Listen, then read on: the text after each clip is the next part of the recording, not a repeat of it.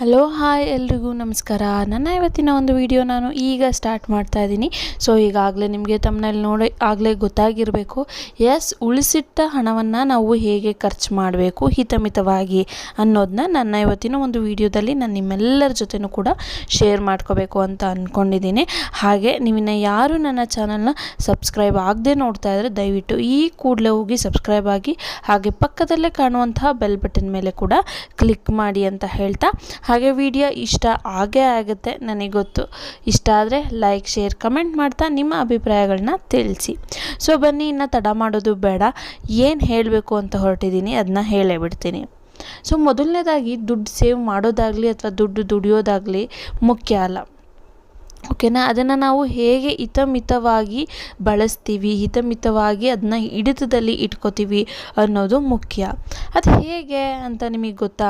So ಎಷ್ಟೊಂದು ಜನ ನಾನು ಸೇವ್ ಮಾಡ್ತಿದ್ದೀನಿ, ನಾನು ದುಡಿತಾ ಇದ್ದೀನಿ ಅನ್ನುವಂತಹ ಹಲವಾರು ಭ್ರಮೆಯಲ್ಲೇ ಇರ್ತಾರೆ. ಸೊ ಎಷ್ಟೊಂದು ಜನಕ್ಕೆ ಗೊತ್ತಿರಲ್ಲ ಅವರು ಎಷ್ಟು ದುಡ್ಡನ್ನು ಪೋಲ್ ಮಾಡ್ತಾ ಇರ್ತಾರೆ ಅಂತ. ಸೊ ಹೌದು, ಚಿಕ್ಕ ಉದಾಹರಣೆನ ನಾನು ಕೊಡೋದ್ರ ಮೂಲಕ ಅದು ಯಾವ ರೀತಿಯಾಗಿ ಅಂತ ಹೇಳ್ತೀನಿ. ಫಾರ್ ಎಕ್ಸಾಂಪಲ್, ನಮಗೆ ಇವಾಗ ಎಲೆಕ್ಟ್ರಿಸಿಟಿ ಬಿಲ್ಲು ಫ್ರೀಯಾಗಿ ಕೊಡ್ತಾ ಇದ್ದಾರೆ. ಸೊ ಅಲ್ವಾ, ಎಲೆಕ್ಟ್ರಿಸಿಟಿ ಬಿಲ್ಲು ಫ್ರೀಯಾಗಿ ಕೊಡ್ತಾ ಇರೋದ್ರಿಂದ 200 ಯೂನಿಟ್ ಫ್ರೀ ಇದೆ.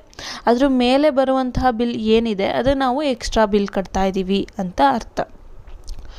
ಒಂದು ಮನೆಗೆ ನಮಗೆ ಕರೆಕ್ಟಾಗಿ ಗೌರ್ಮೆಂಟ್ ಅವರು ನಿಗದಿತಪಡಿಸಿರೋ ಪ್ರಕಾರ 200 ಏನು ಯೂನಿಟ್ಸ್ ಏನಿದೆ ಅಷ್ಟು ಮಾತ್ರ ಎಲೆಕ್ಟ್ರಿಸಿಟಿ ನಾವು ಬಳಸೋಕ್ಕಾಗೋದು. ಅದ್ರ ಮೇಲೆ ನಾವು ಎಕ್ಸ್ಟ್ರಾ ಬಳಸ್ತೀವಿ.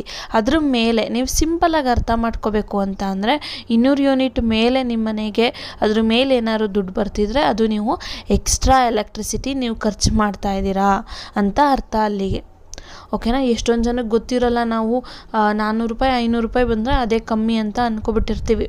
ಸೊ ಇಲ್ಲ, 200 ಯೂನಿಟ್ ಮೇಲೆ ಒಂದು 150 ರೂಪಾಯಿ 200 ಬಂತು ಅಂದ್ರೂ ನಾವು ಅದನ್ನು ಎಕ್ಸ್ಟ್ರಾ ಬಳಸ್ತಾ ಇದ್ದೀವಿ, ಅದಕ್ಕೆ ನಾವು ಕಡಿವಾಣ ಹಾಕಬೇಕು ಅಂತ ಅರ್ಥ. ಇದು ಒಂದು ಚಿಕ್ಕ ಉದಾಹರಣೆ ಮೂಲಕ ನಾನು ಹೇಳ್ತಾ ಇದ್ದೀನಿ.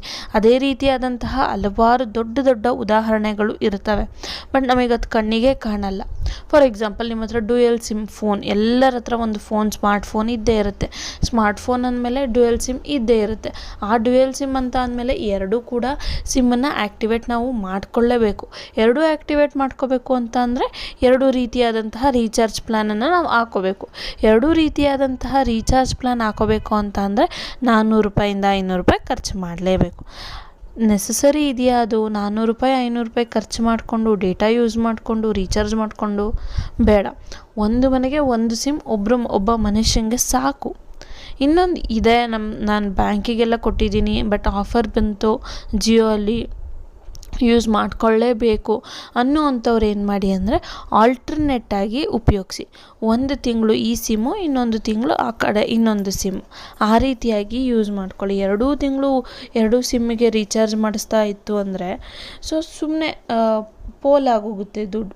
ಸೊ ಈ ರೀತಿಯಾದಂತಹ ಚಿಕ್ಕದಾದಂತಹ ಏನು ವ್ಯವಹಾರ ನಾವು ಏನು ಮಾಡ್ತೀವಿ ಅದನ್ನು ಕಡಿವಾಣದಲ್ಲಿ ಇಟ್ಕೊಂಡ್ರೆ ನಾವು ಸೇವ್ ಮಾಡಿರುವಂತಹ ದುಡ್ಡನ್ನು ಜೋಪಾನ ಮಾಡ್ಬೋದು. ಇಲ್ಲ, ನಾವು ಸೇವ್ ಮಾಡಿರೋದು ಹೇಗೆ ಸೇವ್ ಮಾಡಿರ್ತೀವಿ ಅದೇ ರೀತಿಯಾಗಿ ನಾವೇ ಖರ್ಚು ಮಾಡ್ಕೊಬಿಡ್ತೀವಿ.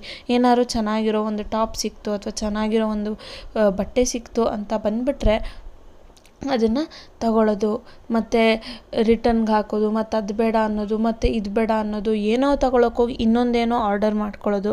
ಸೊ ಅದೆಲ್ಲ ಬೇಡವೇ ಬೇಡ, ಫಜೀತಿನೇ ಬೇಡ. ಸೊ ಹಾಗಾಗಿ ನಿಮ್ಮ ಸೇವಿಂಗ್ಸ್ ಏನು ಮಾಡಿದ್ದೀರಾ ಅದು ನಿಮ್ಮ ಕೈನಲ್ಲೇ ಕಂಟ್ರೋಲಾಗಿ ಇರಬೇಕು.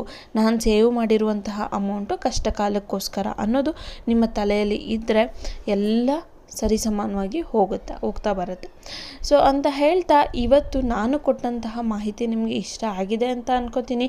ಇಷ್ಟ ಆಗಿದ್ದರೆ ಗೊತ್ತೇ ಇದೆ ಅಲ್ವಾ, ಲೈಕ್ ಮಾಡ್ತಾ, ಶೇರ್ ಮಾಡ್ತಾ, ಕಮೆಂಟ್ ಮೂಲಕ ನಿಮ್ಮ ಅಭಿಪ್ರಾಯಗಳನ್ನ ತಿಳಿಸಿ.